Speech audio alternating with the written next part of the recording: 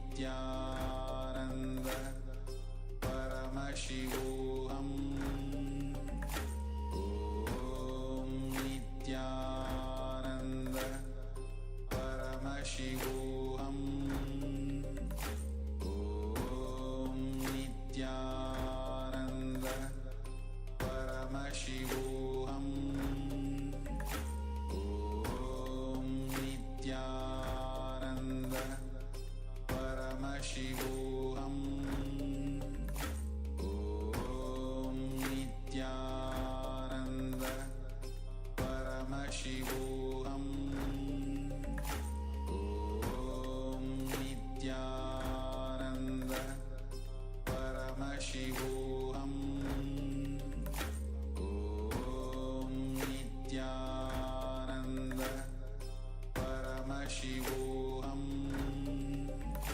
Om Nityananda. Paramashivoham.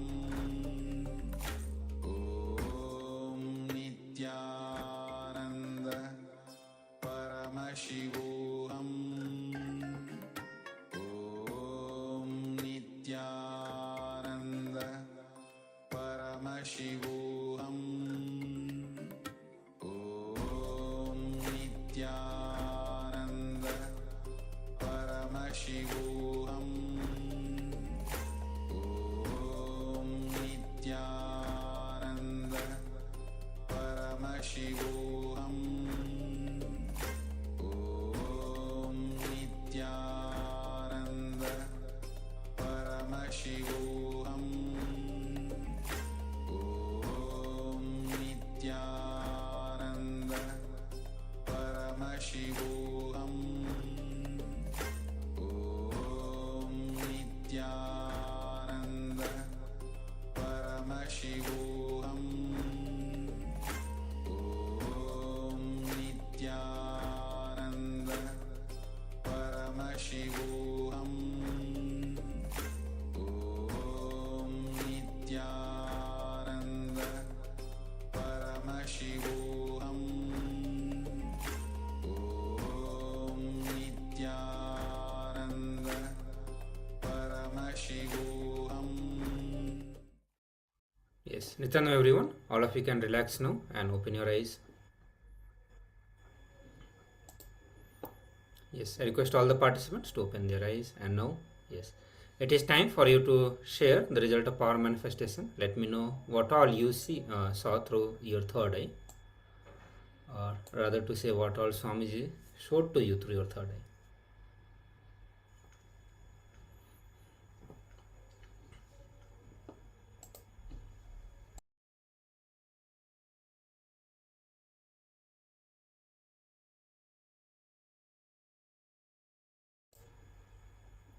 You can share with us what was revealed to you by Paramashiva, by Swamiji.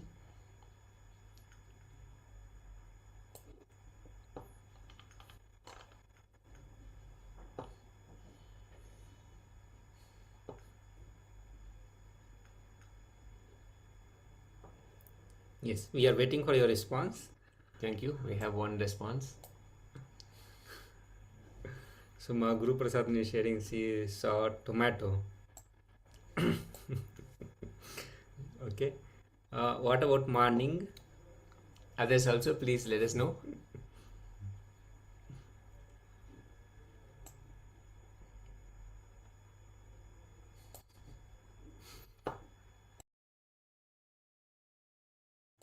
This whole manifestation is such a beautiful experience to have the presence of Paramashiva and playfully working through the powers and playing with the powers of Paramashiva. And it's such a wonderful, beautiful experience. So thank you for participating and manifesting the power and sharing with us also. Okay, so now we will project the picture that we are showing. Yes, so it's not tomato but gooseberry, and I think it's a bowl of, yes. Okay, no issues. We'll have many more rounds of this power manifestation. Today we are going to be focusing completely on manifesting the powers of third eye. So there are many more sessions. Let's focus more and more on completion, and we will surely continue to manifest more powers.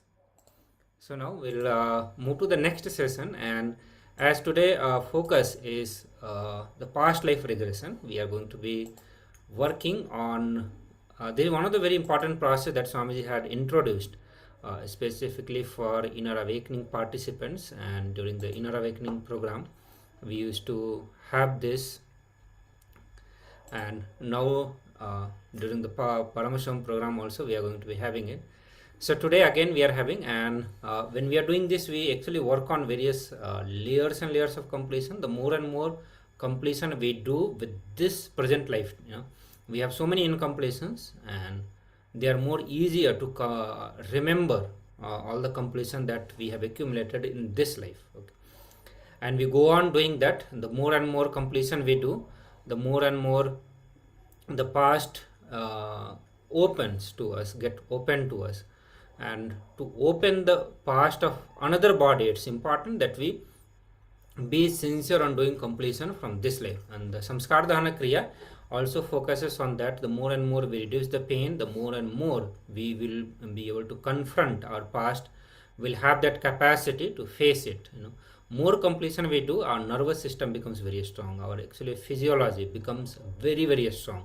It becomes strong enough to face intense situations of our life and various tough situations that we have gone through in our life. And that's why in the past, before we enter into past life regression, we do all these completion processes. Now in this session we are going to learn what exactly is the past life regression.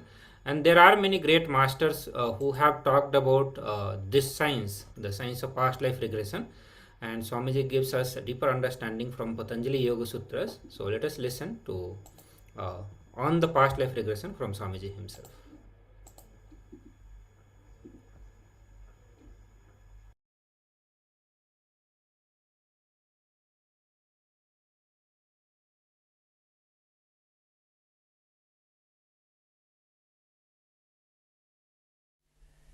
Let's enter into today's satsang.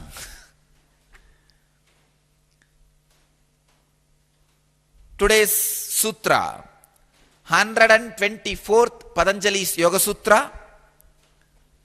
The topic is Know Your Past Life, Past Life Regression. 3rd chapter, 18th verse.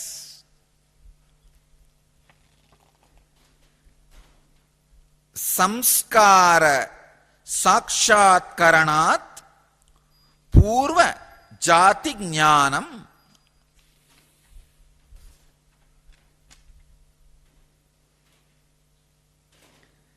Swami Vivekananda translates the sutra. Through the perceiving of the impressions comes the knowledge of past life. Swami Prabhavananda translates as, by making samyama on previous thought waves, one obtains knowledge of one's past lives. Swami Sachidananda translates as, by direct perception through samyama of one's mental impressions, knowledge of past births is obtained. And Osho translates as, by observing past impressions, knowledge of previous birth is obtained.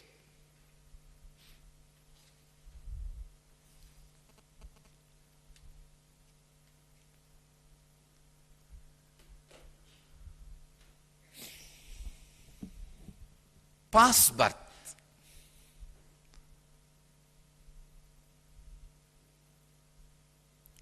One of the most fascinating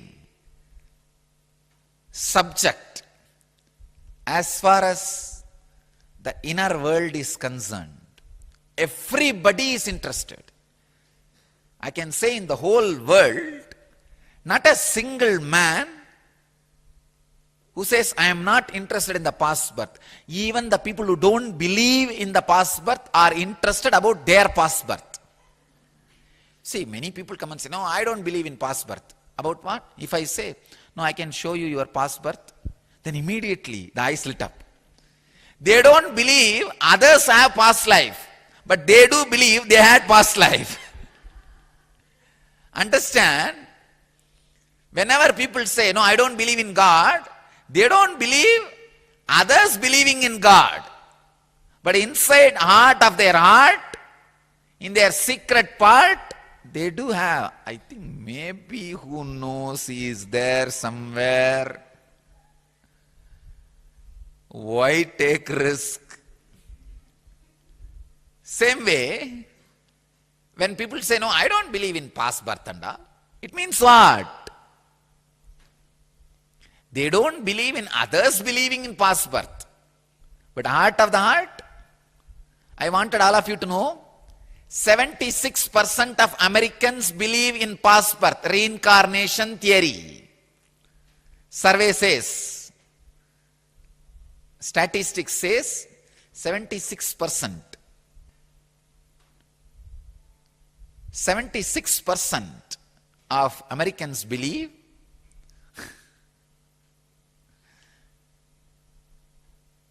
in reincarnation theory, past birth.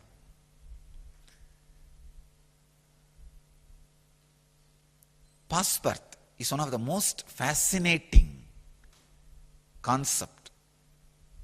Everybody is interested for various reasons. Some people are interested just out of curiosity. How was I? Some people are interested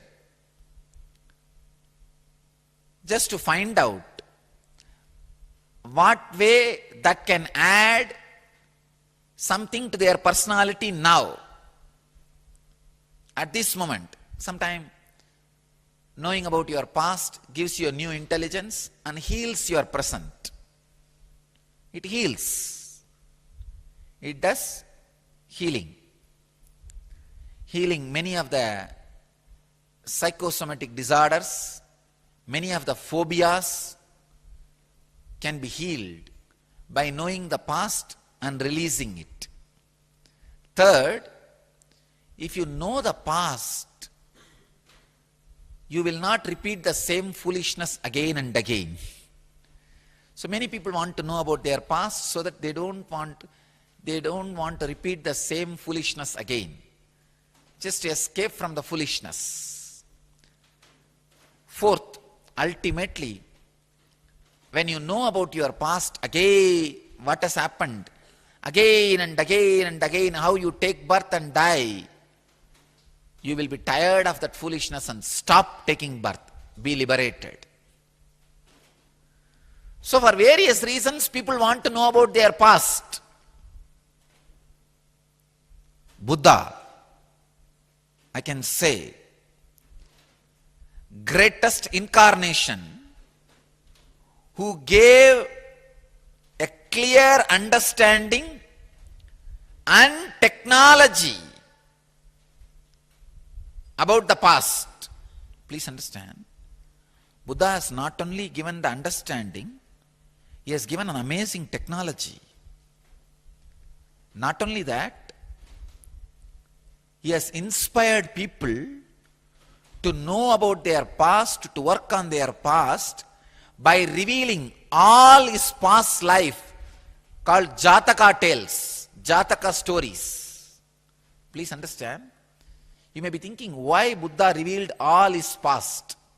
Actually, every person, before achieving enlightenment, last moment, when he is disappearing into the enlightenment, those few moments, will have the complete recollection and complete awareness of all their past births.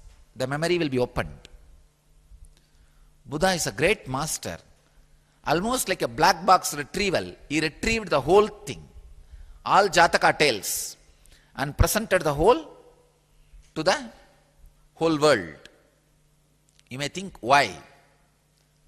Please understand, when you read the Buddha's Jataka tales, you will understand all these four. One, if you are just curious, you can see how the life progresses. Second, if you want to know how the past births has impacted Buddha's present incarnation. Third, if you understand the Jataka tales, you will see how knowing the past has healed many of the Buddha's traumas, phobias, and how quickly his intelligence was awakened. Why so quickly his intelligence was awakened? See, we also see whatever Buddha has seen in his life. What the three things? Sick man, old man, dead body. Buddha saw all these three only once. Immediately, the Pratyagatma Chaitanya Jagrata, the individual inner awakening has happened in him. We see all these three almost every day. Why nothing happens? If you read the Jataka tales of Buddha, you will understand why he had that inner awakening. He was prepared, ready. Third thing, very important thing, very important truth.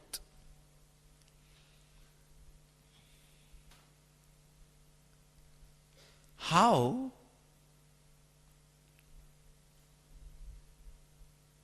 Buddha's past life memory has made him more intelligent.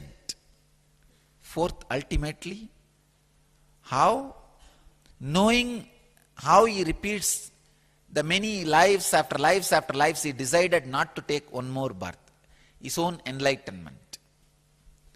If you read Buddha's Jataka tales, you will be inspired for all four. If you look into your own past and know your own Jataka tales, you will have the experience of all these four. When you read Buddha's Jataka tales, what clicks you intellectually will become experience when you know your Jataka tales, your Jataka stories. Understand, Patanjali is giving us a powerful technique to know your Jataka stories, your Jataka tales, your past lives. I wanted to talk on this technique and technology at least for next 2 days.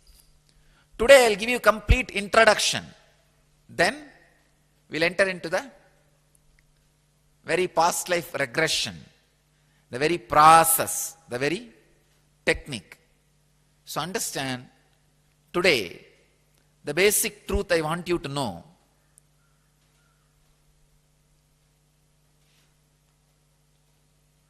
We did have past births. Second, the reincarnation theory is true. Third, by knowing the past births, you can be liberated from all the problems of present birth. So, take up this as a homework today. Inspire, enroll, convince as many people as possible about this past life 3 truths and bring them tomorrow to satsang to hear the technique and technology related to past life regression. Tomorrow and day after tomorrow, I'll expand in a detailed way the technique to do the past life regression, which you can directly practice and experience in the life. So, please understand,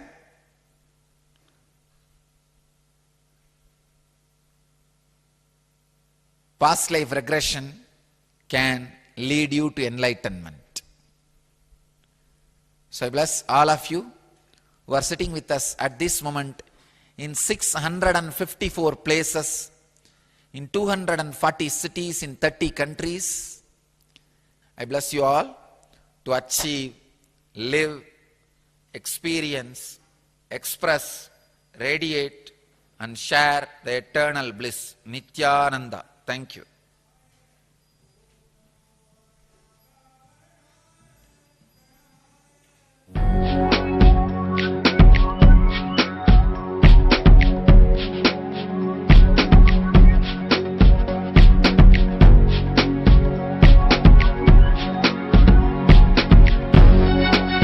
All that I take, all that I smell, I offer to you, Swami Nityananda. All that I see, all that I hear, I offer to you, Swami Nityananda. Like this dance, and this song, and this joy, I surrender to you. All that I feel, all that I am, I offer to you, Swami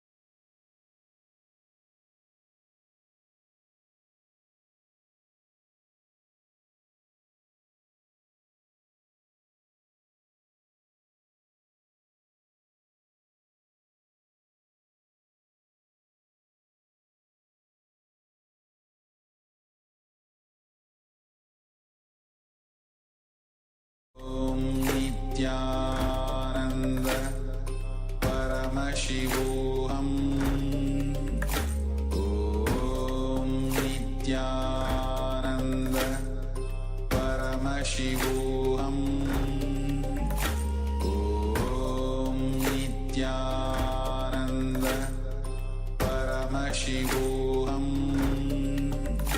Om Nitya.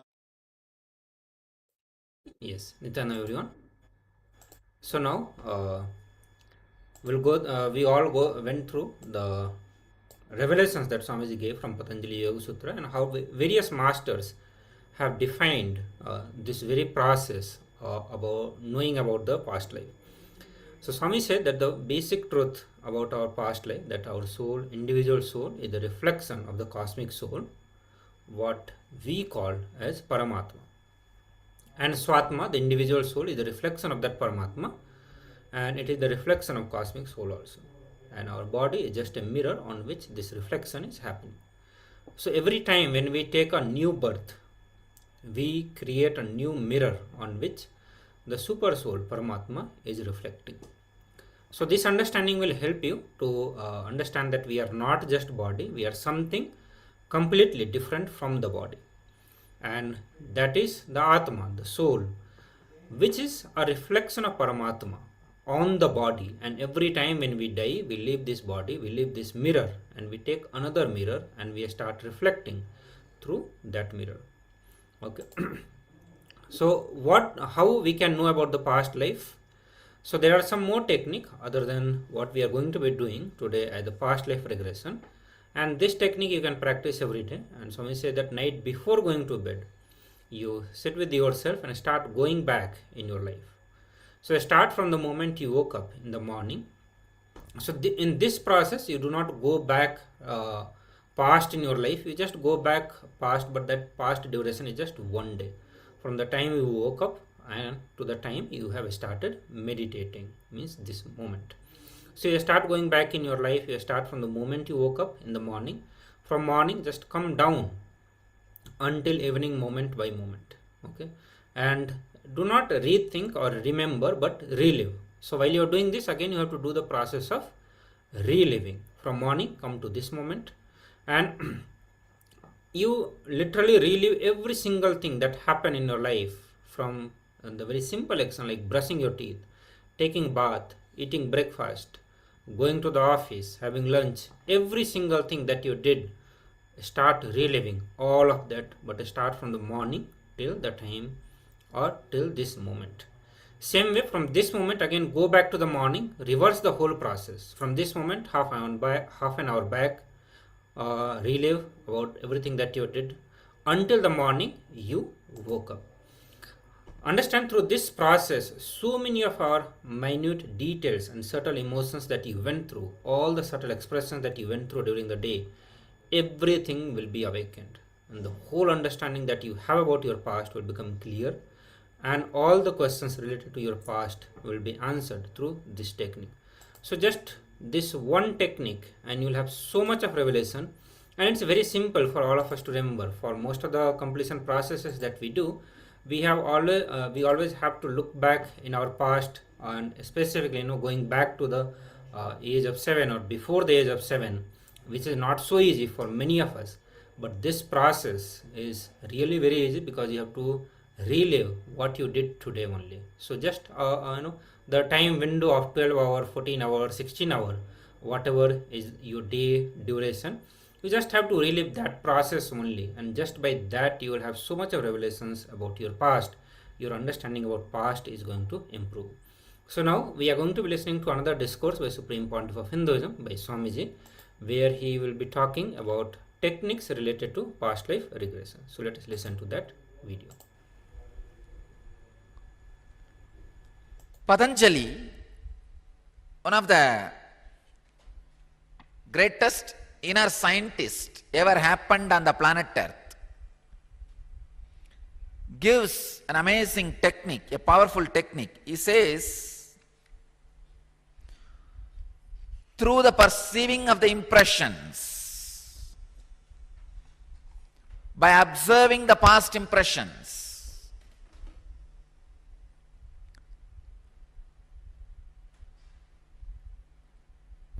you can achieve the past life memory. I'll give you now the exact technique, what to do to open up your past life memory. You need to do this process at least for 21 days, night before going to the bed, just sit.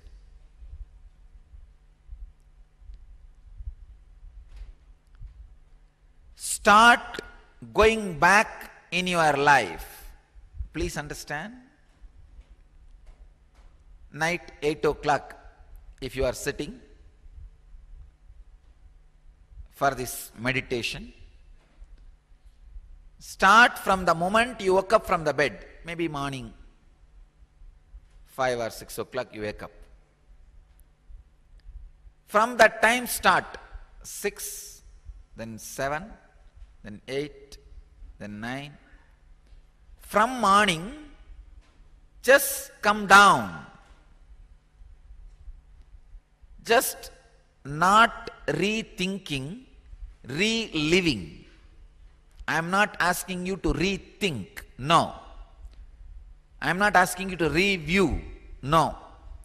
I am asking you to relive. From morning, come down to this moment, and same way, second, from this moment, go back to morning. Please understand. You need to do 2 things. First, sit, relive. Morning 6 o'clock, you woke up. Then you brushed your teeth, took bath, dressed up, went for breakfast, went to office. This all you did in office. Then had lunch. In this cycle once. Then second, go back. Like 8 o'clock you are sitting. Oh, half an hour before what did I do? Then 7 o'clock what did I do? 6:30 what did I do? 6 o'clock what did I do? Go back from this to the morning. Please understand. It's a very powerful process. Once come from morning waking up to night going to bed. Second, night going to bed to morning waking up. When you do these 2, reliving, so many minute details, the subtle emotions you went through, the subtle experiences you went through, whole thing will be awakened.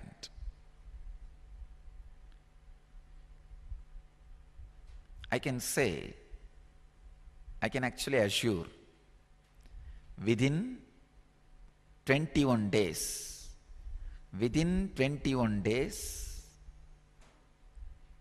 the whole understanding about the past and all the questions related to your past, how you create a samskara, impression, how you manipulate it for your day-to-day understanding, and how you can heal the wounds created by those samskaras. Understand? All these 3 will click in your inner space. How much ever I teach you by words, it will be just word. It has to become your very experience. As long as it is my word, you will never have the deepest understanding. Only when it becomes your own word, it will become your deepest understanding. It's an exact technique. What Patanjali means by this word, samskara sakshatkaranat purvajati jnanam. Samskara sakshatkarana.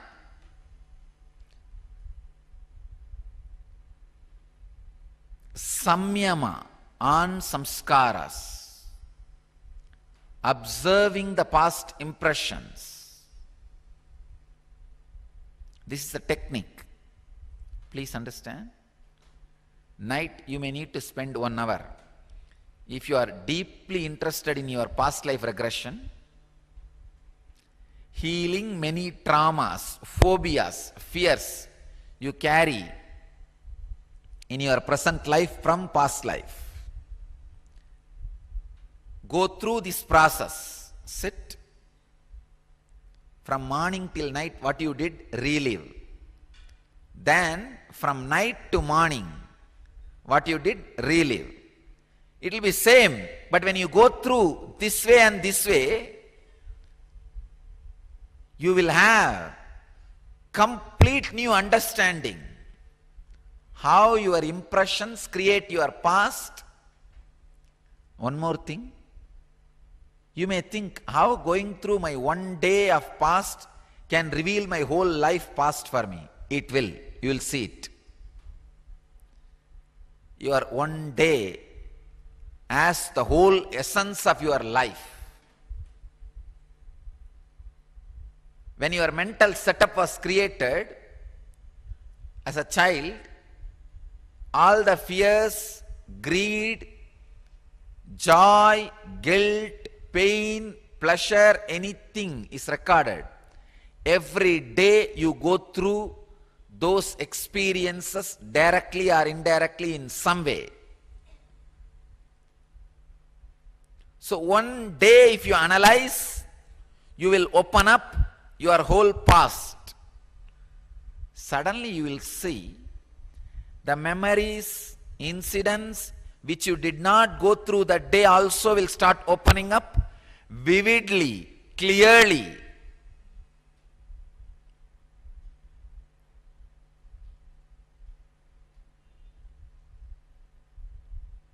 Actually, when you see and experience the whole past, the first thing will happen to you is you will start laughing about life. How foolishly you are doing the same thing again and again and again. That is why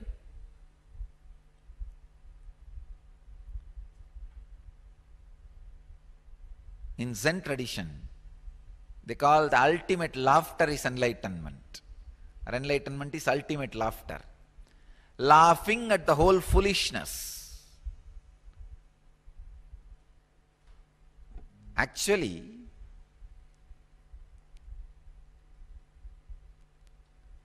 when you laugh at the whole foolishness, they do not know what to do. They are completely perturbed and disturbed.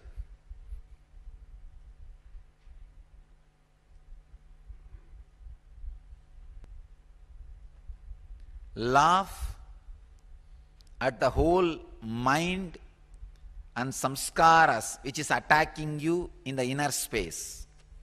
Suddenly they will lose power over you and disappear. So today, practice this process tonight and send me your reply. The technique is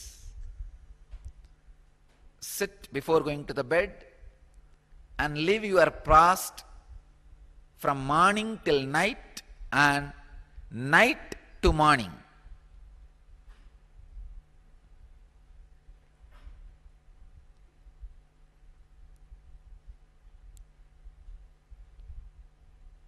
Send me your homework. I'll see, respond to all your questions and queries. Now, all of you may be aware, we are going to have Live Bliss program for next 2 days, LBP.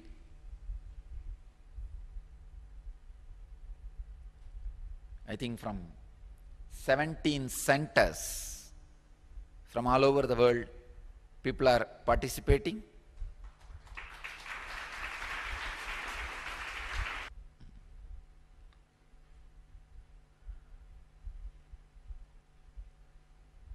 So 17 centers are having two-way video conferencing at this moment with us all over the world.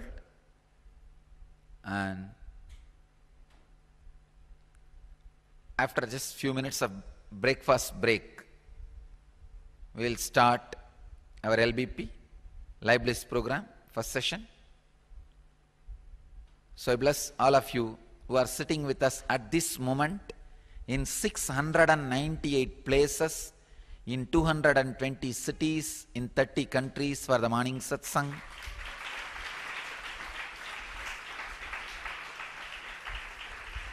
Let you all achieve, live, experience, express, and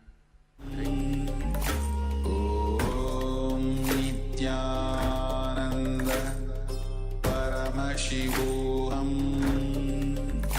Om Nityananda Paramashivoham Om Nityananda Paramashivoham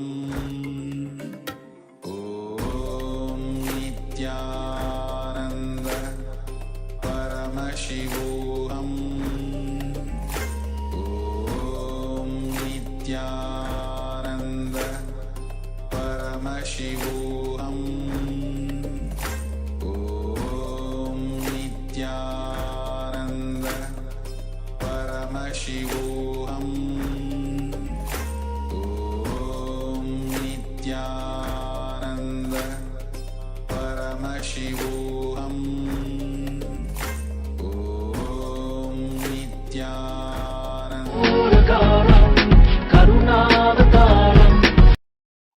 Yes, Nityananda everyone. So now we are going to be working on one of the technique that we actually talked about in this session, which will prepare us to open or be receptive to our past that we are going to be working on.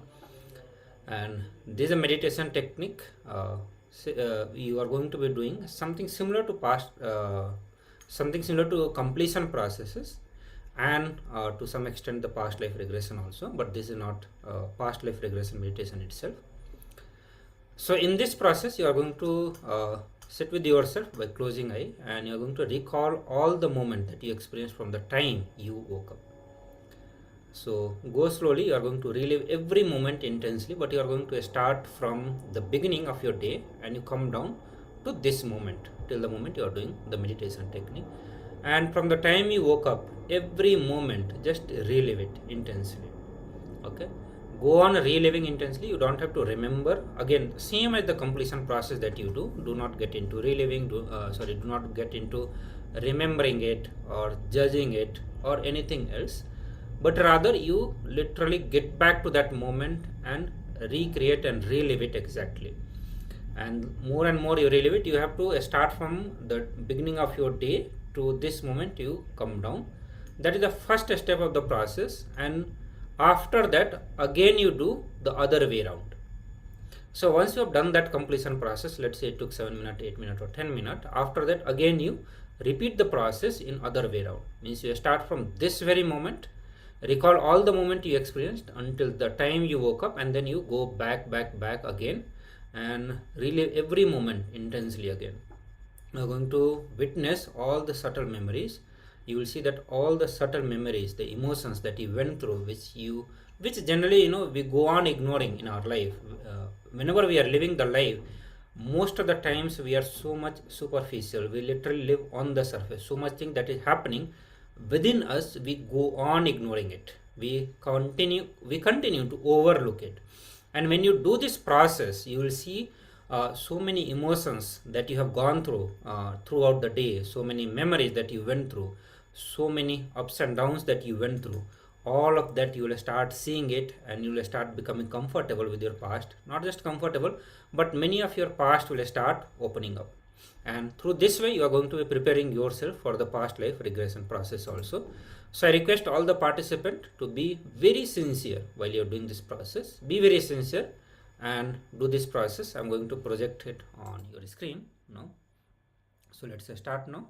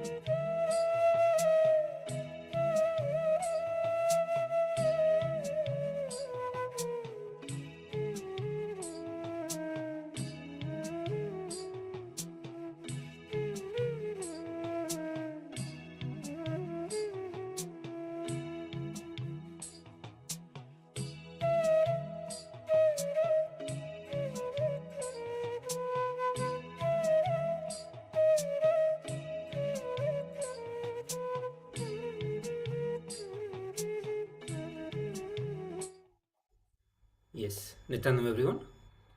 All of you can relax now.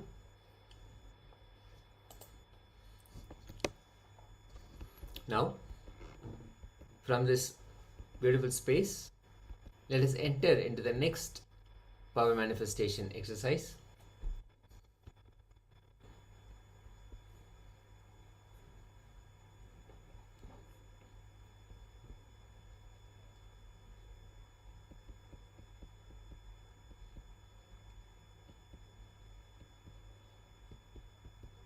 In this exercise, we'll be manifesting the powers of the third eye.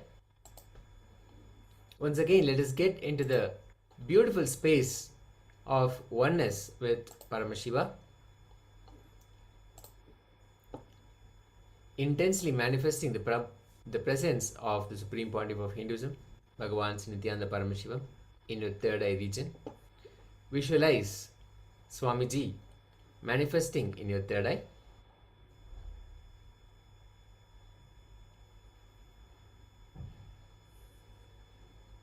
So we request all the participants to close their eyes. You can put the eye band, blindfold, so that you do not see the picture that we are going to be projecting.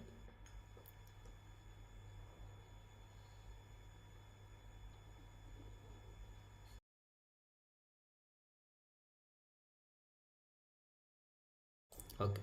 So let's get ready. Let's get into the power manifestation. I request all the participants to start chanting Mahavakya and scan through your third eye or the picture that is being projected on your screen. So just relax in the space of oneness with Swamiji. Continue to chant Mahavakya and bring your awareness on the third eye. Do not try to create any kind of pressure or stress on your third eye, but rather just bring the restful awareness. Completely relax in your third eye and continue to chant Mahavakya, and let Swamiji reveal to you the pictures that we are projecting. And you can have the pen and paper, you can note it down what you are seeing during the power manifestation, and at the end of the power manifestation we can verify it. So let's start. Paramashivoham Om Nityananda Paramashivoham Om Nityananda Paramashivoham Om Nityananda Paramashivoham Om Nityananda Paramashivoham Nityananda Paramashivoham Om Nityananda Paramashivoham Om Nityananda Paramashivoham Om Nityananda Paramashivoham Om Nityananda Paramashivoham Om Nityananda Paramashivoham Om Nityananda Paramashivoham Om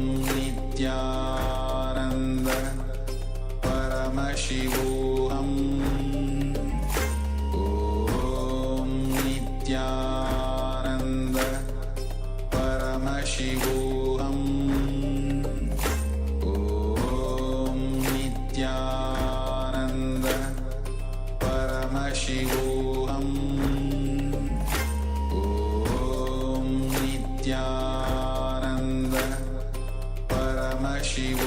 Paramashivoham Om Nityananda Paramashivoham Om Nityananda Paramashivoham Om Nityananda Paramashivoham Om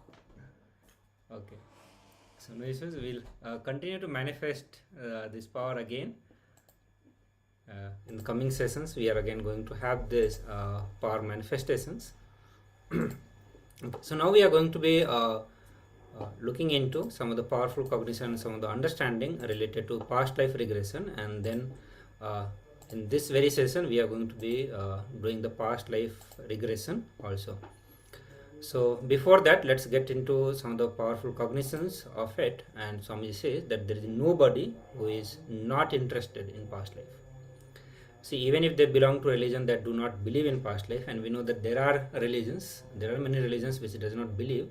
So people belonging to those religions also, in some corner of their heart, they will always have the curiosity to know about their past life. And but why we as the Sanatana Hindu Dharma, why we study about the past life? And Swami said that the knowing about past life can transform us. And by doing so many of completion processes, we I think it will be very easy for all of us to come to this conclusion that yes, when we know about our past life, it does transform us. Every single transformation that we experience by doing completion is nothing but knowing the past and reliving the past, so that we can relive from that past. So same way for millions of lives that we have taken, in all those lives, the various incompletions, karma that we have accumulated, once we start knowing about those past, it would be easy for all of us to bring completion with that also. Yes, especially for those sincere seekers who are on the journey towards enlightenment, making more and more of their unconscious into conscious. Naturally, the curiosity to know about their past lives will also be there. Almost all enlightened beings have talked about going through their whole past in fast forward mode, in rewind mode, during the time of enlightenment. Just before enlightenment, almost all enlightened beings go through the whole experience of past life rewinding mode. Just in a few moments, you go through the whole experience. Many times this is also described as how you experience the life that you had during the period of death.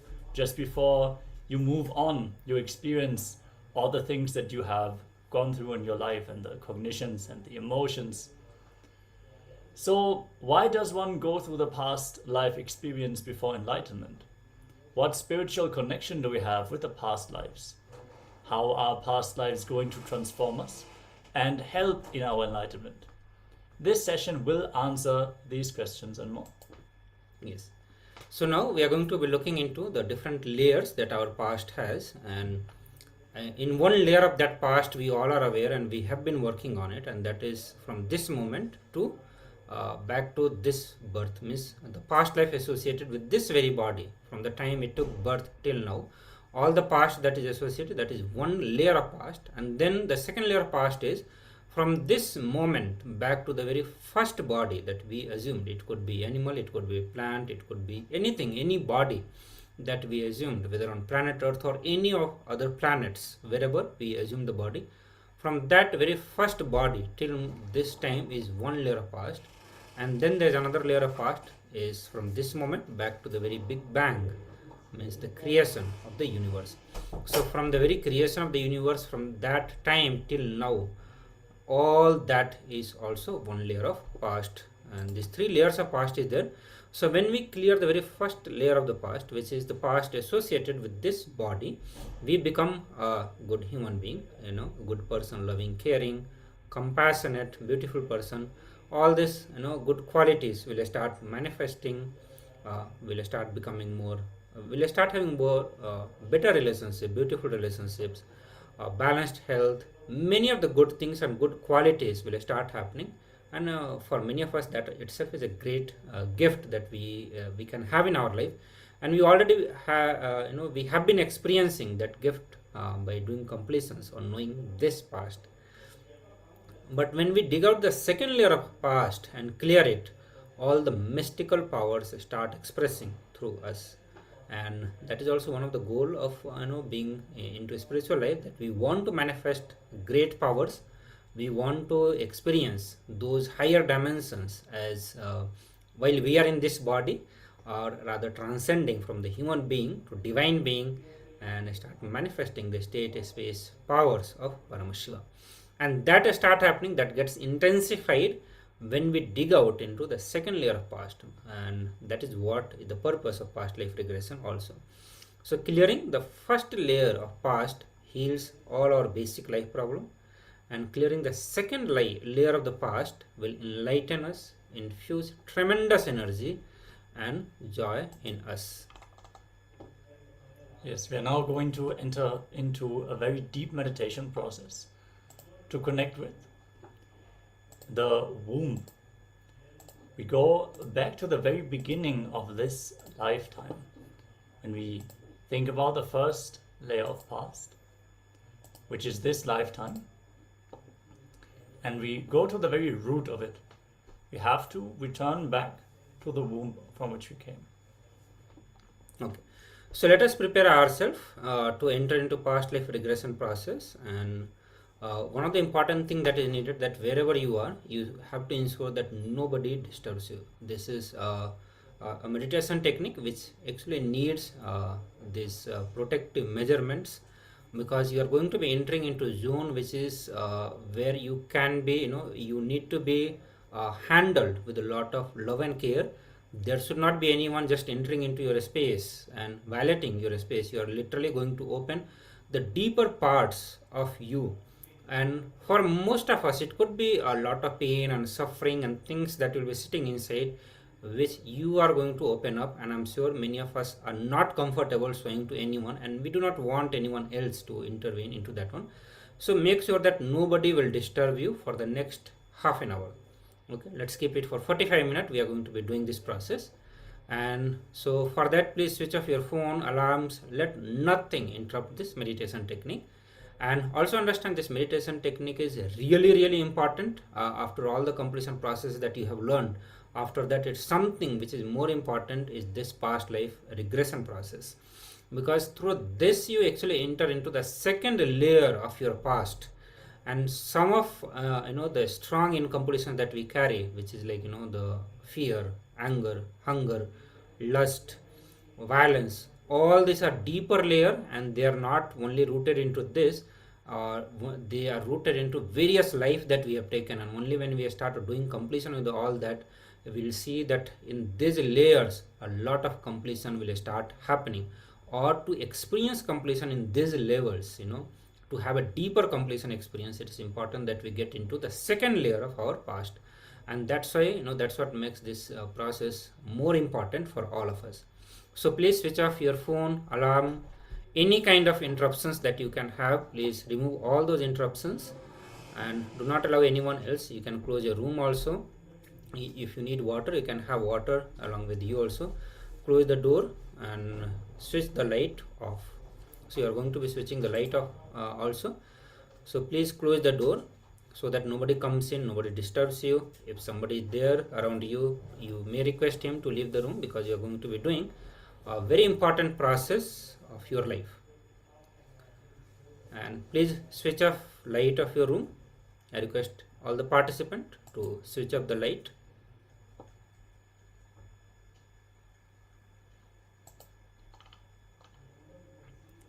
So before we move into the process, we give few moments for all of you.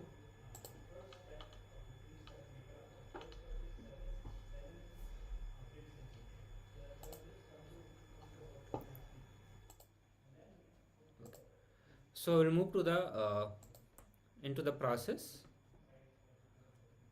We'll continue to guide you, so you don't need to worry about seeing the screen. Okay. Yes. In this process, you're going to go back to your mother's room. Lie down in a fetal position. Lay on your side and roll yourself up like a baby. And rewind your memory to that space from the current moment. Move backwards in your life, all the way to your youth, your childhood, to the early childhood to the infanthood, all the way to the womb of your mother. Lie comfortably in this very protected posture. You are literally laying there in your mother's womb, protected from the outside world, from all the external influences, literally in oneness with your mother.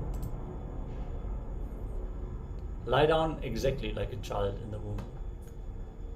Go back to your mother's womb, how you felt when you were in your mother's womb. Feel the warmth of that space.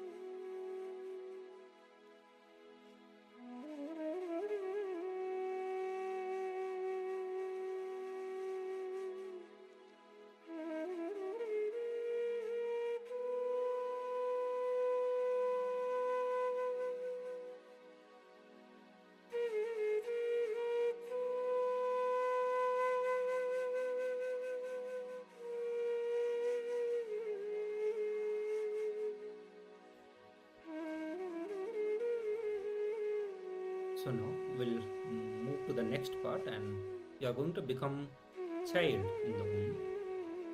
So you continue to be in the same posture.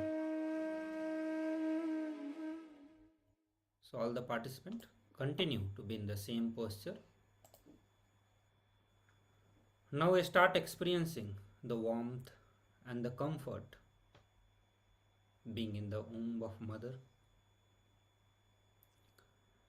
Have exactly the same thought as your mother. So you are connected with your mother through the umbilical cord. Whatever thought is going in your mother, just experience that. Start having the same thoughts. Have the same experience as of your mother. Start listening from your mother's womb. Listen to what she is talking. Feel what she is eating. Feel the life inside your mother's womb.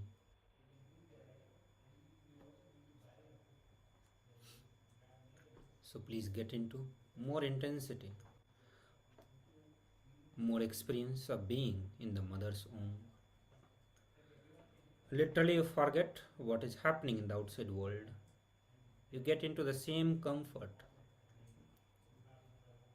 the same feeling of security, the relaxation feeling, where you don't have any fear, any worry that we have been experiencing by being outside.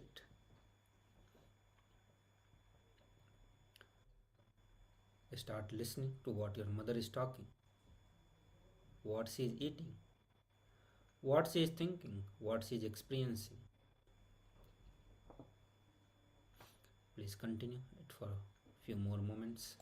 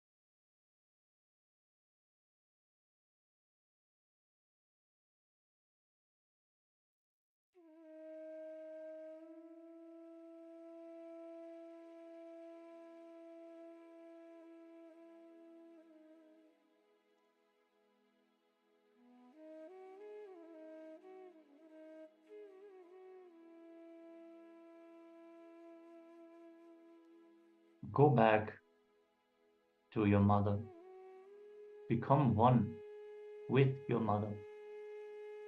Let your consciousness go back to your past, beyond your present life, back into your past.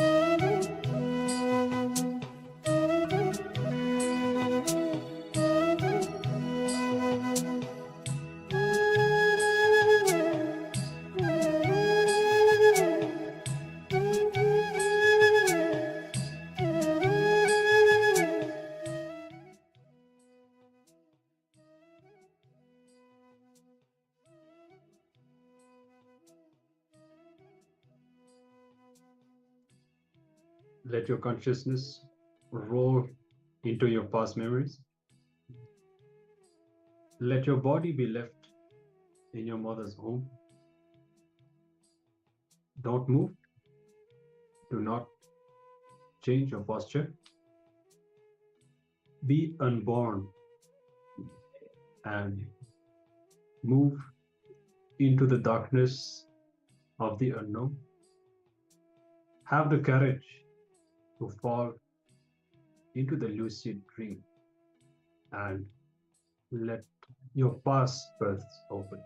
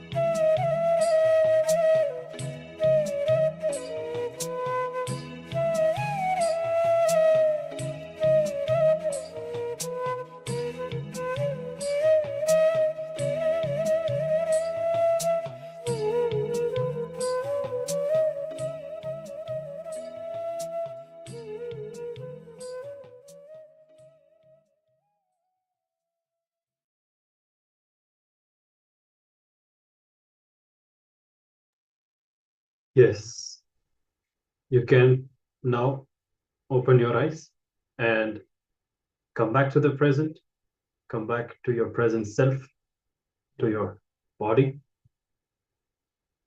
and you can slowly get up. You can switch on the light and come back to the session. This process that we have done is a very powerful process that has been given to us by Swamiji to retrieve the past lives memories. So you may be witnessing that the deeper you sink into this space, the more you connect with the past, and you may experience awakening of memories that you just did not remember at all. It could be from this life, it could be from before. Very subtle, very deep memories will be awakened in your inner space with the power of this process that we have done just now. And as Swamiji said, the more we come to terms with the past that we have in this body, the more we become aware of it, complete with it, and conscious about it, the more our ability to retrieve the past lives memories from before this birth itself will be awakened. So right now it's all about coming to terms with the past in whichever forms it comes to us, either in the forms of the incidents of this life or in the form of memory that we cannot trace, that we are not able to, for which we are not able to pinpoint the source. So we are interested in knowing your experience, if there is anything that you suddenly remembered, any kind of healing or some memories, some very ancient old memories of your life that sprung in your inner space during this process. Please let us know. We'd like to know if this process has worked for you, if you were able to have a powerful experience from it. And with this, also get ready. Just come back to the screen, to the session, as we are going to continue with this very same session that we began before this process. We'll be continuing with a few more revelations and understandings on this past life regression process, and we'll be entering into a second process, another very powerful meditation process that Swamiji has given us that will help us to heal the memories of past lives and build an enlightened physiology, a body that is pure, that is detoxed from all the negative biomemories, muscle memories, and that radiates grace and the highest level of consciousness. So another very powerful process coming up. And before that, let's discover a few more truths and revelations from Swamiji on this whole science of the past life regression. Yes. Buddha, the great incarnation, gave a clear understanding and technology about the past. Buddha has not given the understanding, he has given an amazing technology. He has inspired people to know about their past, to work on their past, by revealing all his past lives, called Jataka tales, Jataka stories. When you read Buddha's Jataka tales, you will understand all four things. First, if you are curious, if you're just curious, you can see how life progresses. Second, you will know how past births impacted Buddha's present incarnation. Third, if you understand the Jataka tales, you will see how knowing the past has healed many of Buddha's traumas, phobias, and how quickly his intelligence was awakened. Why so quickly his intelligence was awakened? You will also see whatever Buddha has seen in his life. These three things: sick man, old man, dead body. Buddha saw all these three only once, but immediately the Pratyagama Chaitanya Jagrata, the individual inner awakening, has happened in him. We see all these three almost every day. Why nothing happens? If you read the Jataka tales of Buddha, you will understand why he had that inner awakening. He was prepared, ready. He will understand how Buddha's past life memory has made him more intelligent. Fourth, ultimately, how by knowing how he repeats everything life after life after life, he decided not to take one more birth, his own enlightenment. If you read Buddha's Jataka tales, you will be inspired for all four. If you look into your own past and know your own Jataka tales, you will have the experience of all these four. Yes. So here Swamiji gives us truths and understandings from Buddhism. And you may know that Buddhism very much has its roots in Hinduism, in the Mahanirvanyakara that Swamiji is the spiritual head of.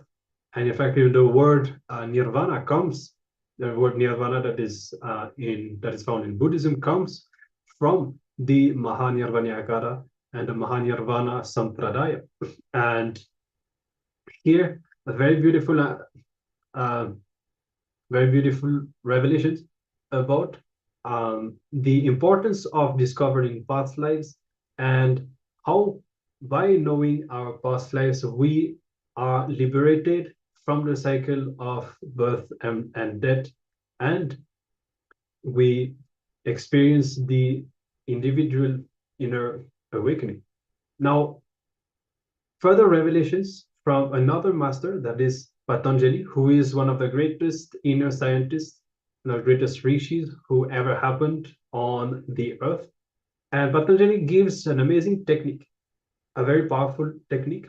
And he says that through perceiving of the impressions, by observing the past impressions, you can achieve past life memory. So we already covered this process today, that is how we should remember everything that happened in our day from morning, from the time we wake up until now, and then again the same thing backwards. And in fact, more than remembering, it's about reliving with awareness and going back into these moments and re-experiencing these moments. So each this process is directly revealed to us by Patanjali, and this is a powerful process that helps us, that awakens the ability to consciously connect with our past and reawaken very ancient, deep memories. Understand? Every day you are born and every night you die. Just like at the beginning of your lifetime, you are born, and at the end of your lifetime, you die and take the next birth. We move like this every single day. So consciously being reborn and going to the death by doing this intense completion will bring that intense awareness into every thought process, into every action, every decision, every feeling that arises, and the cyclical nature of these patterns in your day-to-day life. And you will start grasping that this is the same that is happening from birth to birth to birth. You condition yourself to recognize the patterns. So that is why this process is so powerful. If you do it, especially for a longer period of time, like 21 days, which is one hormonal cycle for you. So you should really take this up and relive your day. You can make it as a daily habit. Why drop it after 21 days? It is really empowering. And you will see even your sleep will improve. Yes. So we are already covered this process. And if any one of you are really interested in experiencing your past lives and awakening these memories, you can do it. We encourage you to do it as often as you can. Every evening, you can go through again the memories of the day back and forth. And you will see that, first of all, it will really help you in the completion, because some of the deep suppressed memories will awaken with all the subtle details, which will really guide you to developing and building a very clear understanding of your root pattern, and thus diagnosing your root pattern and the whole flow, the whole unfolding of your life, so that you can bring the completing with the root pattern itself, and removing all the patterns and incompletions from your inner space. And of course, once this happens, you'll also see the awakening of other kind of memories that you cannot trace. These will be the past lives memories.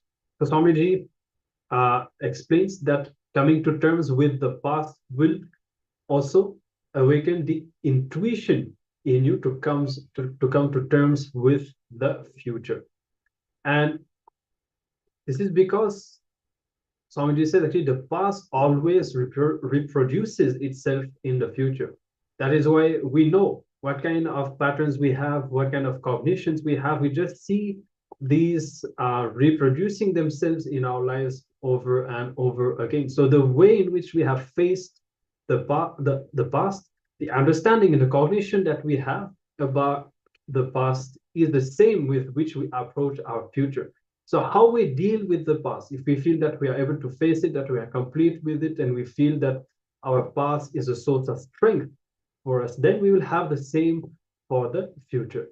Now, when it comes to the awakening of intuition, most of us are actually afraid of our intuition. We feel that we are ready to use our intuition to predict other people's lives, but we are not ready to use our intuition to predict our lives because we are afraid that something bad might come up about the future. And we feel like, why should I look? Let it come and we will face it. That fear stops us. So we can see, actually, many of us will be able to see even when we feel that we develop some understanding, some intuition about the way things are going to happen in our lives, there will be a lot of self-doubt about it. But when the completion with the past happens, this will really become a power. We will be able to see how spontaneously we are able to approach events of the future with an intuitive understanding and intelligence about it, and that will really bring a lot of strength and power to us. So actually, if you look into the future, you will come to terms with it. And the problem is that you don't trust that you have the intelligence to come to terms with the future because you never came to terms with the past. So come to terms with the past and you will have the courage and the guts, the confidence that you can come to terms with the future, because coming to terms with the past is almost like, it's literally like healing all the blockages, all the incompletions, and that will naturally lead and awaken the intelligence to come to terms with the future, because it is the same patterns that we have from the past that we use for our future. So if we feel that the future is a source of stress, a source of fear for us, the root is in our past. So when we diagnose our past and heal our past, we also become very powerful and confident about the future. So as you understood, we need to become comfortable with our own past before entering into past lives.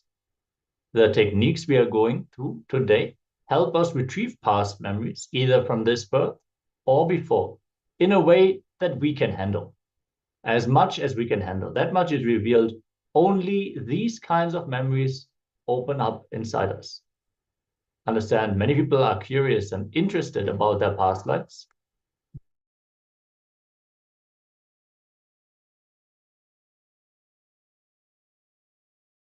Many of us, we are not able to handle. We are not all of a sudden all the incompletions from other lives, other births, other circumstances open us in us. It will just confuse us. It will add a lot of load on us. So in this process, gracefully, we are led through this powerful completion process, directly guided and supported by Swamiji. Yes. So I hope that you are clear about this whole science of past lives and the completion with the past and its different dimensions.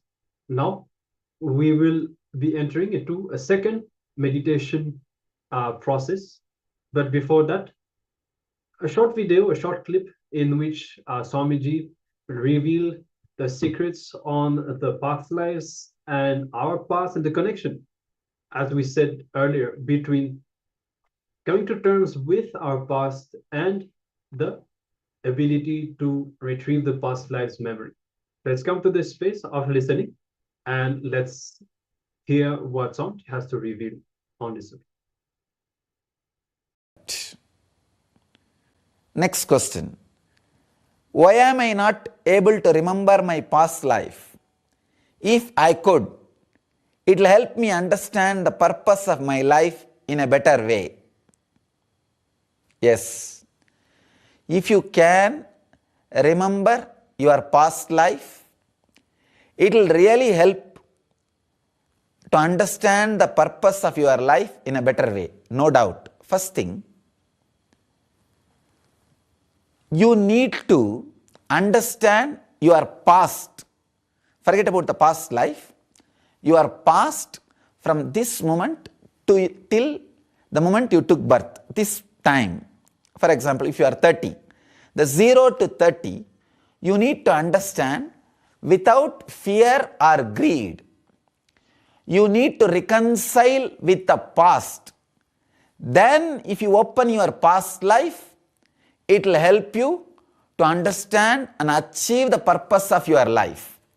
But without reconciling with the past, if you try to open your past life, you are entering into a dangerous zone. One person came to me and said he was trying to work on this past life regression with another one person. I told, please first reconcile with the past. With past first.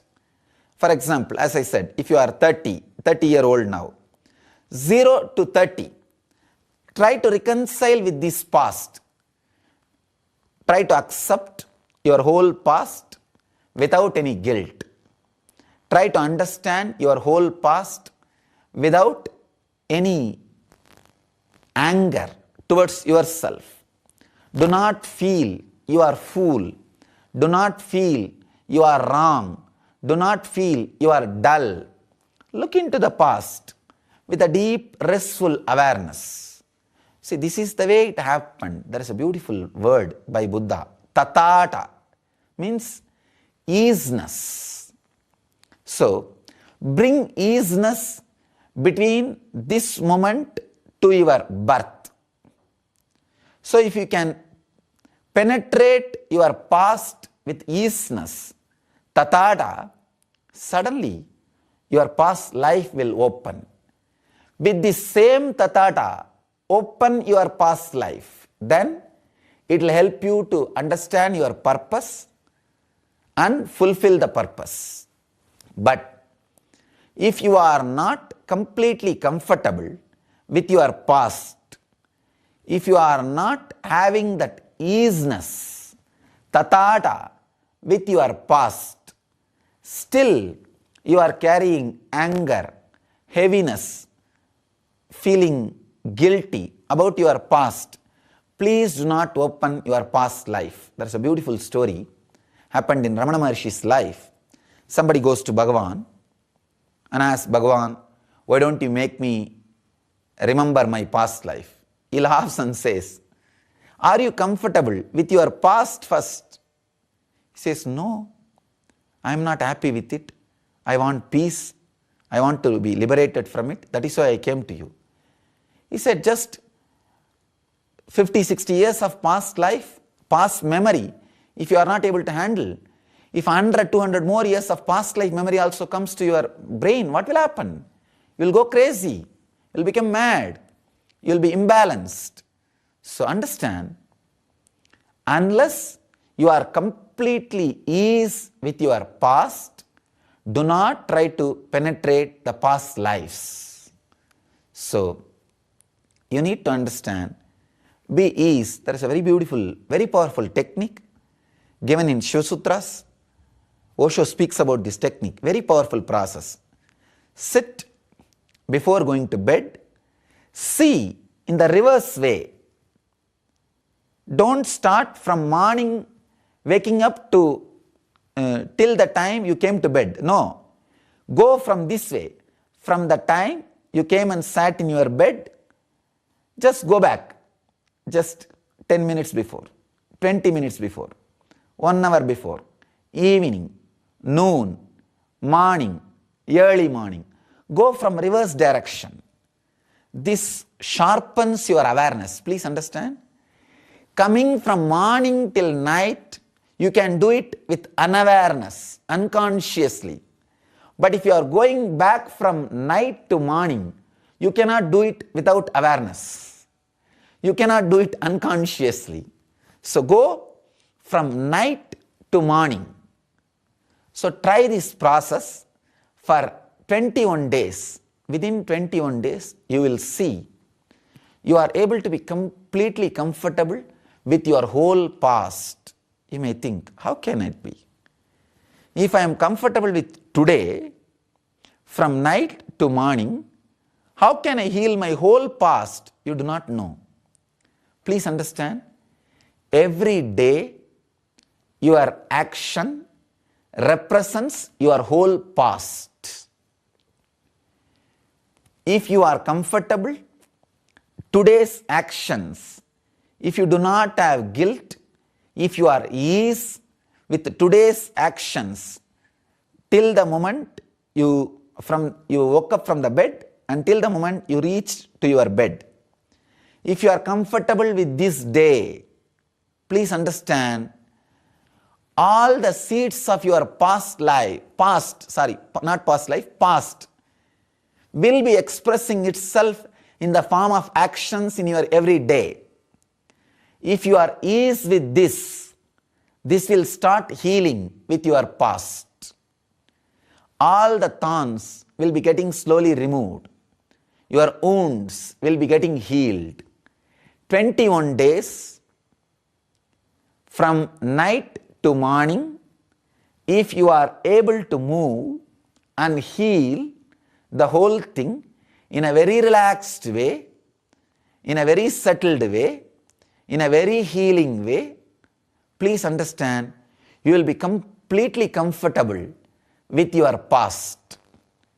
If you are comfortable with your past, if the easiness is brought in your past, naturally, with that easiness is almost like a razor, knife. With that knife, with that sharpness, with that awareness, penetrate your past life. You will see, you will carry this easiness into the past life also. Easiness is almost like a torch. Create that light, that awareness, that consciousness. Carry that torch into your past life. Actually, when you start this meditating on this past, take your photograph, see the glow in your eyes. After 21 days, you will see the glow is totally different. You are alive, fresh. That light is there in your eyes. That spark is there in your eyes. Your whole body feels light. You are like a breeze. You know now you are having that torch. You are having that Pratyagatma Chaitanya Jagrata, individual conscious awakening. Carry this torch and enter into the past life. I have seen this.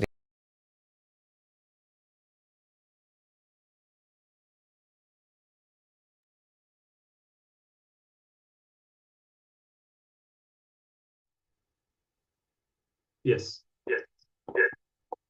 So beautifully, Swamiji again guides us through this process, explaining all its benefits, how past lives can help us to identify and understand our purpose in this life, and also how to and when to enter past lives. Again, the importance of coming to terms with the past, completing with the past. But of course, Swamiji has still blessed us with many processes with which we can start to have glimpses of the past lives memories, such as the process that we did before.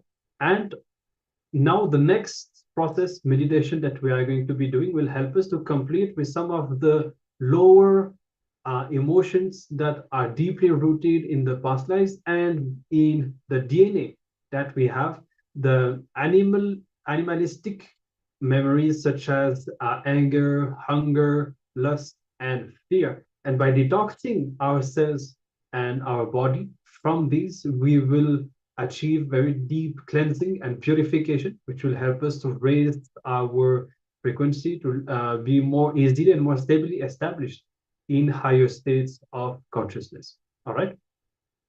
So in this meditation, you will be required to choose any animal, be it a cow or a bull, a lion, tiger, elephant, whatever you feel like, a snake, crocodile, preferably a big animal. Okay. And you are going to literally become that body. You are going to embody the animal that you have chosen, and you are going to enact and express these intense emotions through that body. All right, you are literally going to become the animal that you chose, enter into that animal space, and behave the way that animal behaves. All right. So of course, you will be switching off your cameras for this process. Make sure that you take the necessary precautions if you have anybody around you at home, or if you have, of course, neighbors who may be very close, you may want to close the windows. Make sure that you have your private space and that and all the comfort that you need. And once you are ready, choose the animal that you are going to embody, and you will, as we said, embody that animal physically. So you will even get into the physical posture that this animal would performing the same kind of sounds and screams as well, and will be guiding you to go through emotion by emotion through the 4 emotions that we have mentioned, which are hunger, anger, fear, and lust. So this meditation technique is very powerful. Swamiji has recommended this meditation for many people over the years, and it is very, very strong. It will help you to complete, as we said, and detox from the old animalistic past lives memory. And it will also help you to come out of any addiction that you have. And it will purify your body. You will have a more graceful body. And ultimately, this process can also help us build an enlightened physiology that is free from all the lower patterns, memories, and so on, and that radiates the pure divine grace. So here also, once we are detoxed with the power of this meditation, the past life memories will more easily open up inside us, and it will help us in the past life regression. Yes, many times you might have seen at this point that you have completed with the relationships and with the patterns that you accumulated in this life. Many things have lost their pull on you, but there are some patterns, some very basic patterns you are not even able to trace. Where does it come from? You just intensely crave for something, or the violent anger spikes up in you. You don't understand, why did I react like that? This is one of the very powerful techniques that can help you to complete with the animalistic patterns that you might have had to express to survive in some of your past lives. The intense periods of hunger, anger, and lust, which were required for your survival, but which do not serve you in this lifetime anymore. So before we start, pen down all the deep animalistic hunger patterns, anger patterns, and fear patterns you want to get rid of. All of them you can be easily completing doing this process. Understand, lust is not a root pattern, but a parasite pattern that grows on all these 3. Lust is nothing but conquering. If you remove these 3, lust itself will die. So let us take a few moments and pen down all the hunger, anger, and fear patterns that we want to get rid of, that we experience in our day-to-day life, before we move into the actual process.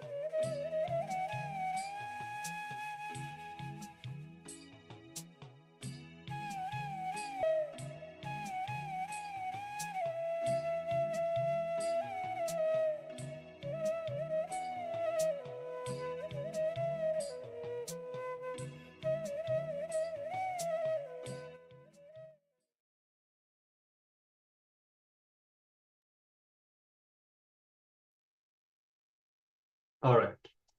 So I hope that you are finished writing and that you have chosen the animal that you are going to embody in this meditation.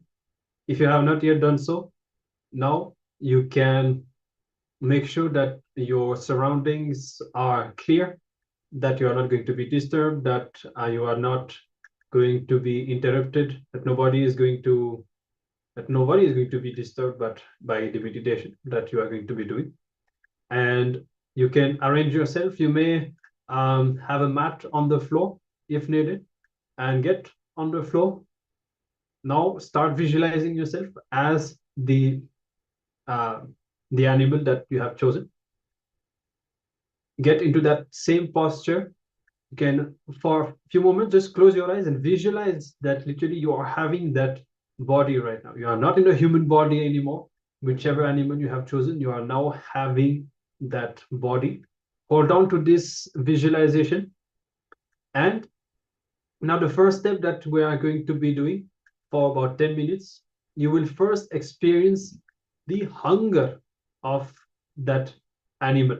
So literally in the same posture, screaming the same sounds, holding on to that visualization, express this hunger intensely and ferociously through your body. So you may scream, you may move, and feel the pangs of hunger in your stomach. Literally feel the pain, the agony, and how that animal would behave, would respond, what kind of a gesture, what kind of an experience it would have. Be intense in this process.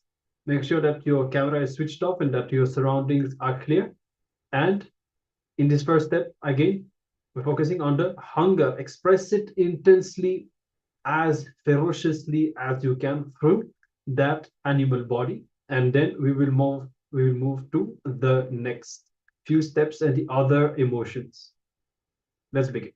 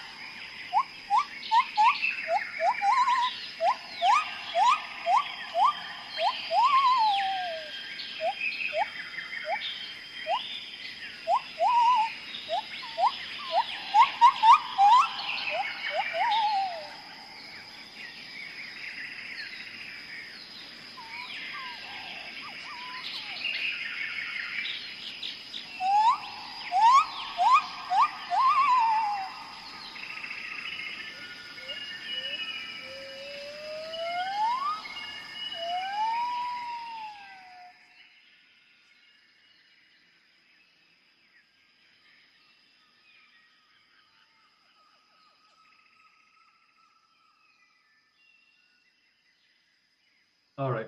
Now we move to the second phase, which is about expressing the anger, intense anger from that animal state. So continue to visualize yourself as the animal that you have chosen. And in the posture you are in, now start expressing the intense anger. Feel that intense anger arising from deep within, and express it fully and intensely through your whole body. You can move your body, you can shake, you can scream, and be intense. Express and exhaust all the anger. This is the key, is to exhaust everything. Continue to express intensely until you feel that everything is exhausted. Okay.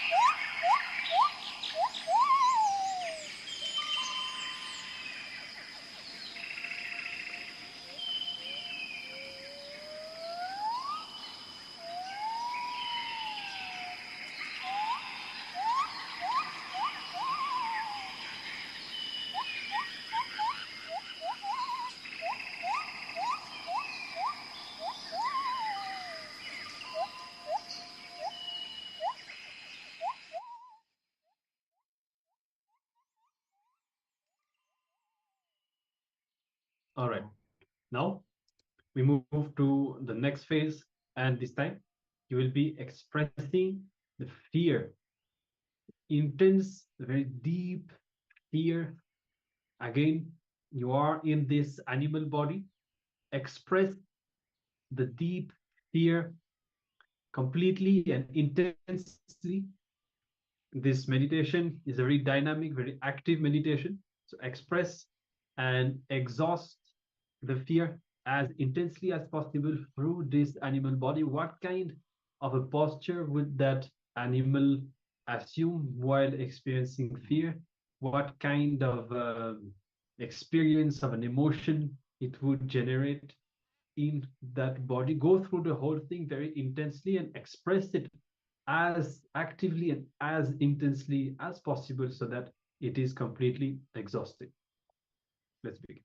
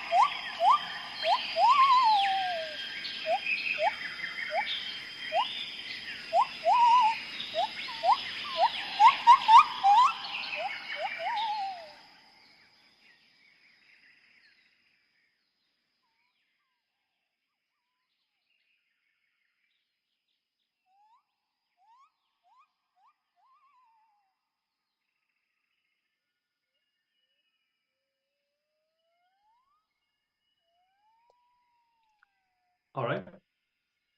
Now we move to the final step of this meditation. In the same animal body, now express all the lust in as that animal. Feel the intense urge, the desire, the lust, and express it through your body language as this animal intensely, and exhaust everything through this process. Hold on to the visualization as this animal and express as intensely as possible in your body language. Let's continue, and this will be the last phase of this meditation.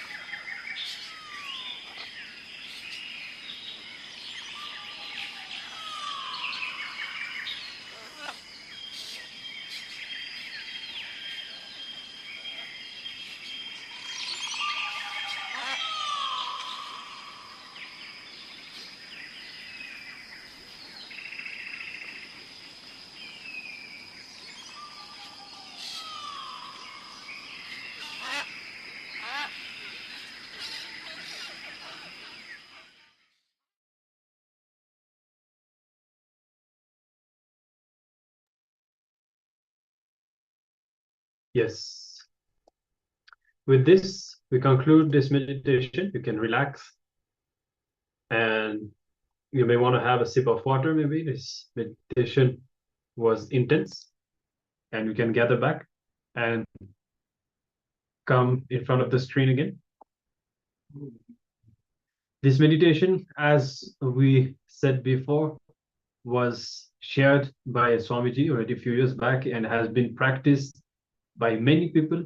And it's a very powerful meditation. As we said even before we started, it can help you overcome many of the addictions that you have, because when you detox your body from all these old biomemories and muscle memories, all these old unconscious patterns, naturally you'll have so much more awareness. And we have learned, or we may be yet to learn, about addiction and its connection with awareness, and how the more we bring in awareness, the more we have control, and the more we are able to reprogram ourselves and the way we live. For this meditation, you will be able to see that when these patterns are pulled out, your system is upgraded. The kind of body language that you have will be upgraded, and you'll see a deep load of unconscious emotions are removed, which will give you so much more clarity for the decisions that you take every day in a much more restful inner space. All right. So we hope that you had a powerful experience of this meditation. You can share, you can let us know how it was. And if you feel like, of course, if you feel that it is doing what you need, of course, you can practice it again as much as you want. All right. So with this, let's continue. We'll be moving on to our next session and another round of the power manifestation. We'll be manifesting the power of third eye reading with the blindfold. We'll be having 2 rounds in which we'll be showing pictures, words, images. We won't reveal what we will see. Your task would be to discover that through the third eye. So you can get ready and have your blindfold. If you do not have a blindfold, you can use a cloth, but make sure that you use something to cover your eyes so that you are in complete darkness. It will help you to activate the third eye and to recognize what is shown to you inside. So make sure that you do that and get ready. As we're about to show the picture on the screen, we don't want you to see it with your eyes open. So make sure to close your eyes now and get ready to start. You can, once you are ready, settle down in the space of oneness, the beautiful feeling connection with Swamiji. Remember, there is no effort to do on our side. It's not a psychic power, does not manifest from our mind, but it happens when we experience the space of oneness with Swamiji. Swamiji himself just expresses through us and manifests these powers through us. So keep your focus, your intention on experiencing more oneness with Swamiji. And if you have any urge or desire, insecurity about the result, about the manifestation, about seeing, just drop that. This actually can also become, and it will be a block on your manifestation when you are too much, when you are not able to drop this urge for the result to happen. So continuously drop anything that happens inside you and center yourself back in the space of oneness with Swamiji.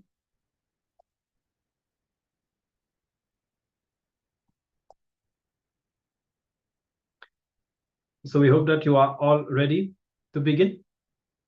Make sure, if you haven't done it already, to tie your eyes. We are about to show the image on the screen. I'm seeing some participants have already tied their eyes and ready to start. So we are going to be showing the image on the screen now. Bring your awareness to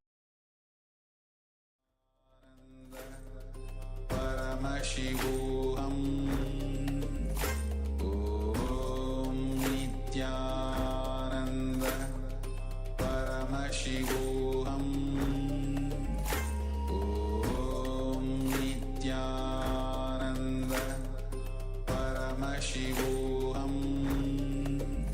Anything that is shown to you right now is shown to you by Paramashiva.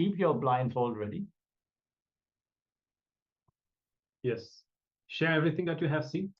And remember, it's all about building confidence. We need to reach this state where with our closed eyes, we just know that whatever we are seeing is the reality. We are not relying anymore on that confirmation with seeing the image afterwards, but we build a deep confidence that Paramashiva is manifesting inside us, and ultimately this power manifestation become much more trustful, more reliable than our normal process of seeing. So that's what we are aiming for. And also keep in mind that Paramashiva may show you much even deeper levels of reality, deeper than even just the image that is being shown.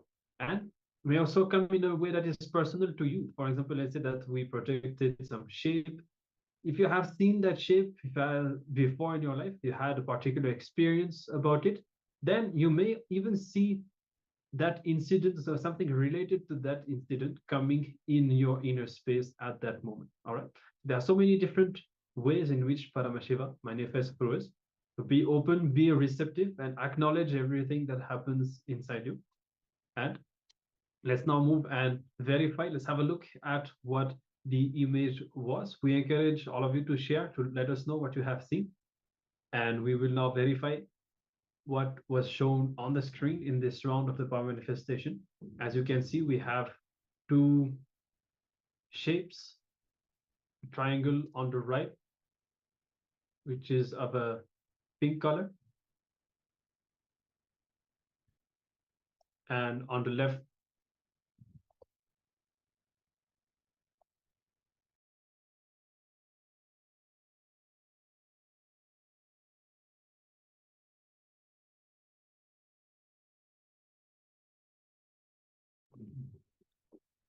we have a parallelogram in green color. If you have seen any of these colors or shapes or anything that comes close to this, congratulations. You have succeeded in manifesting the power. And the more we practice, the more we become precise. So how much ever you are manifesting right now, celebrate that and continue to manifest sincerely. Make your experience of oneness with Swamiji more and more deep, more and more powerful in every round of the power manifestation. Yes, all the participants here in the Zoom room, even if you do not have a translator right now, the Chinese participants can share whatever they've seen in Chinese as well. We have the translation capability, so don't feel shy. Simply share whatever is being revealed to you in this power manifestation. And let us now get ready to enter into the next round. We're going to have a second round of blindfold reading. So once more, tie your eyes, take your blindfold, and sit with your head, neck, and spine in a straight line. Yes. Intensely chant the Mahavakya. Connect to Swamiji in your third eye. And keep your eyes tied. Make sure no light is falling into your eyes as you're going to project another picture on screen. Be ready. We're not going to reveal what we're going to project. Just be receptive. Don't question anything that is being revealed to you in your inner space. And once we call out to remove the blindfold, simply share everything. Now, sit and chant the Mahavakya. Visualize Swamiji in your inner space and request him to reveal what we are now projecting on the screen. Paramashivoham Om Nityananda Paramashivoham Om Nityananda Paramashivoham Om Nityananda Paramashivoham Nityananda Paramashivoham Om Nityananda Paramashivoham Om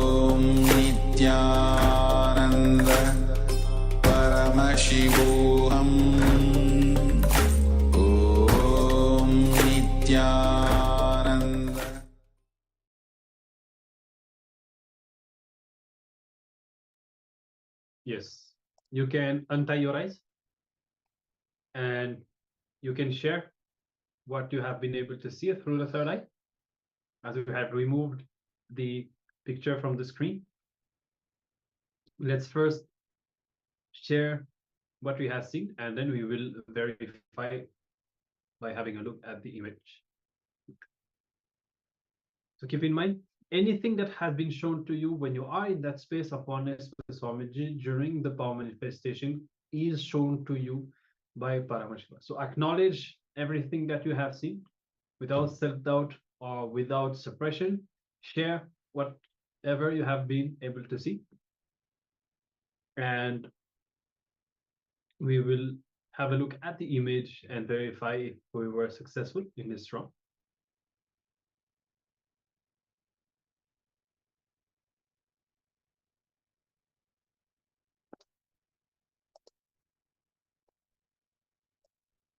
So Mashukra shared that she saw fire, frost, trapezoid, and bright blue. That's very good. As you can see, we have now shown the image, and there is definitely a lot of bright blue on the image since it is city by the sea, and and even the color of fire is very much there because it is the the main tone of the buildings in that place is in the color of fire. So that's really nice. Congratulations for seeing all of that. And this power of third eye is always very good to play with because it is the first level power that we do. That's why every day we start with the third eye reading. And okay, she's saying that I thought we were seeing shapes. So you can see, yeah, this is what we were saying before. The expectation, how you think that something in particular is going to be shown, and then you condition yourself to expect that you should be seeing shapes, right? So all of us face this at some point. When we expect that it's going to be a word or it's going to be a shape, that's why voluntarily, actually, we didn't tell what we were going to show, and we even changed. In the first round we had shapes, and then in the second round we chose something different, so that you should not know what to expect at all. That is actually the best way to manifest the power, is like this. You should not have any clue at all about what is going to be shown, so that you cannot expect anything. So you could be picking up any book randomly, opening some page that you have absolutely no idea what is going to be inside, because then you cannot rely on your mind anymore. All right. So we're actually going to have a third round. As we are getting ready, we expect the darshan preparation to start soon. So meanwhile, we have time for to play with this power a bit more, and we can have a third round. So you can get ready and tie your eyes. Keep in mind the understandings that you had from the previous round and apply them. Try to practice without expecting anything. Just surrender to Swamiji. And this is really the key. When we don't have any expectation, now the whole confidence needs to be put on what is shown or what is revealed to us with our closed eyes. We cannot rely on anything else anymore because we have absolutely no idea. So now we are going to show something, and that could be completely different. It could be the same. It could be very close, or it could be shapes. It could be images. It could be words. We are not going to reveal so that you cannot expect what is going to be shown. Just trust Swamiji, surrender anything that shows up in your inner space. We are now going to show the picture on the screen.